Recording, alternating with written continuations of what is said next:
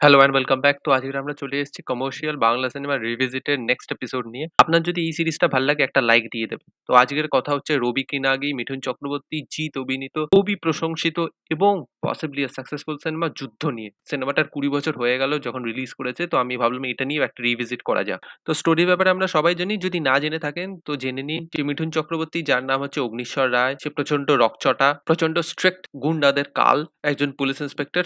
তো সে ট্রান্সফার খেয়ে রজতাভ দত্ত যেই এরিয়ার এমএলএ সেখানে আসে। সেখানে একটা ভিজিল্যান্টে কাম গুন্ডা টাইপ লোক হচ্ছে জিৎ। ১ম এ জিতের সাথে তার একটু মনোমালিন্য হয়। কারণ জিৎ একজন ভিজিল্যান্টে বলে, "ভাই গুন্ডামি করো না। ১ম বার আমি বোঝাই, তারপর আমি হসপিটালে পাঠাই, তারপর আমি মর্গে পাঠাই।" তো ওকে বোঝায়। তো জিৎ বলে, "আচ্ছা ঠিক আছে।" তো তারপর জিতের এক পরিচিত মেয়ে রয়েছে যাকে রজতাভ দত্তর ভাই ভরত কল সে অ্যাবিউজ করে, সেক্সুয়ালি অ্যাবিউজ করে। তো রিভেঞ্জ নেওয়ার জন্য জিত যায়। তো মিঠুন চক্রবর্তী বলে, "আমি আইনের ভিতর থেকে সব কাজকর্ম করে দেবো।" তো তারপর টাসেল শুরু হয়ে যায় রজতাভ দত্ত এবং মিঠুনের ভিতর। জিতকেও বলে যে, "তুমি যাও, তুমি পুলিশ ইন্সপেক্টর হয়ে আসো।"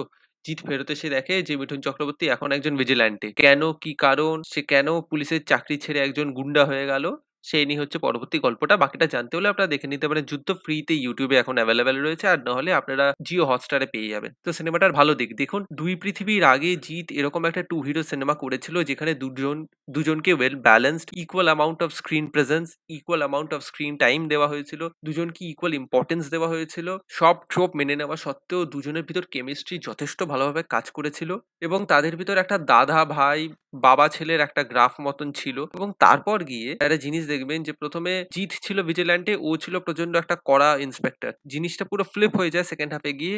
এখন হয়ে যায় জিৎ একজন ইন্সপেক্টর যে আইনের রক্ষক এবং ও হয়ে গেছে ভিজিল্যান্টে। তো এই যে সুইচটা, এই যে গ্রাফটা, এই গ্রাফটাও কিন্তু খুব ইন্টারেস্টিং ভাবে ড্র করেছিল, ওয়েল ব্যালেন্সড ভাবে ড্র করতে পেরেছিল। এবং দুজনের যে টাসেলের সিনটা রয়েছে, যেটা ডায়লগ বাজির হোক বা অ্যাকশনের হোক, সেটাও কিন্তু ইন্টারেস্টিং অ্যান্ড ওয়েল ব্যালেন্সড ভাবে হয়েছিল। এবং মিঠুনকে তখন দেখতে যথেষ্ট ভাল লাগছিল, যথেষ্ট ওয়েল প্রেজেন্টেড ছিল। He was very lean, young, he had that energy in that action scenes. তাছাড়াও ডায়লগ বাজিতে তো অসাধারণ। রজতাভ দত্তও কিন্তু গা জ্বালিয়ে একটা ভালো অভিনয় করেছিল। এবং অন্য আরেকজনের কথা আমি বলতে চাই, খুব বেশি প্রশংসিত সে হয় না, সেটা হচ্ছে ভরত কর। তার একটা সিন দেখবেন, সেখানে সে বলছে যে মানে তাকে ধরে ১ম বার যখন পুলিশ ইন্সপেক্টর নিয়ে আসছে, তো সে বলছে যে, "তোর প্যান্টের বেল্ট খুলে আমি আমার কুকুরের গলার ফিতে বানাবো। তোর কাঁধের তাড়া খুলে আমি আমার জুতোয় লাগাবো।" তো এই যে সিন গুলো রয়েছে, বা মিঠুন চক্রবর্তীকে এটাও বলেছে যে, "তোর উর্দি খুলিয়ে আমি তোকে ল্যাংটো করে রাস্তায় হাঁটাবো।" তো ওই যে সোয়াগার নিয়ে বলছে, ওই যে একটা অ্যাটিটিউড নিয়ে বলছে, ওটাও কিন্তু খুব ভালোভাবে সে পুল অফ করতে পেরেছে। মিঠুন চক্রবর্তী তারপর তাকে রিটালিয়েট করেছিল। তার কাউন্টার ডায়ালগস ও সে দিয়েছিল। Mithun Chakraborty is wonderful in this things. সেও যে এটা করতে পেরেছিল সেটাও কিন্তু ইন্টারেস্টিং এবং ভেরি লেস অ্যাপ্রিশিয়েটেড। হ্যাঁ, আমি একটা জিনিস বলতে পারি যে কয়েকটা খারাপ জিনিস আমার লাগে। Action did not as well.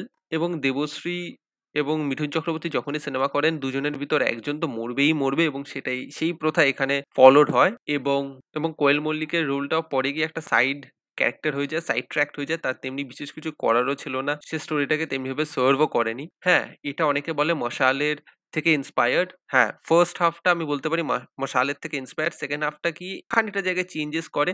But still ওটাকে যেভাবে অ্যাডাপ্ট করেছে সেটা কিন্তু খুব ভালোভাবে করতে পেরেছে, খুব রেলেভেন্ট ভাবে করতে পেরেছে। এবং তখনকার বেঙ্গলি কমার্শিয়াল সিনেমার যে টেস্টটা ছিল সেটাকেও তারা ওয়েল মেইনটেইন ভাবে, ওয়েল ডেকোরামের সাথে ওরা দেখাতে পেরেছে। তো নেগেটিভ সাইড বলতে গেলে এটাই বলতে পারি। বাট অ্যাকশন সিন গুলো দেখে যে একেবারেই পাতে দেওয়া যাবে না সেটা না। অ্যাকশন সিনস গুলো ওয়েল কোরিওগ্রাফড, ওয়েল এস্টাবলিশড। ২ হিরোর মারপিটের হোক বা এমনি ইন জেনারেল ওদের একেকজনের মারপিট হোক। এবং তখনকার দিনে নাকি গানও যথেষ্ট হিট হয়েছিল। এবং মিঠুন চক্রবর্তীর সুইচের পরে যেভাবে একটা আলাদা রকমের একটা গুন্ডার একটা সোয়াগ এনেছিল, সেটা কিন্তু খুব ভালো। স্ক্রিন প্রেজেন্সও সেটাতেও ভালো। মানে মিঠুন চক্রবর্তীর এই যে ডুয়াল পার্সোনালিটি, সেটা কিন্তু সে ভালোভাবে পুল অফ করতে পেরেছে। এবং আমি তো বলতে পারি, আমার মানতে কোনো দ্বিধা নেই, মিঠুন চক্রবর্তী শেষের দিকে গিয়ে জিতকে একদম সাইড লাইনই করে দিয়েছিল। মানে সে যেভাবে, যে ইন্টেন্সিটির সাথে সে সেকেন্ড হাফে নিজের চরিত্রটা ফুটিয়ে তুলেছিল, আমি বলতে একদমই লজ্জা পাবো না যে জিতকে যথেষ্ট ভালো রকমভাবেই সে সাইড করে দিতে পেরেছে।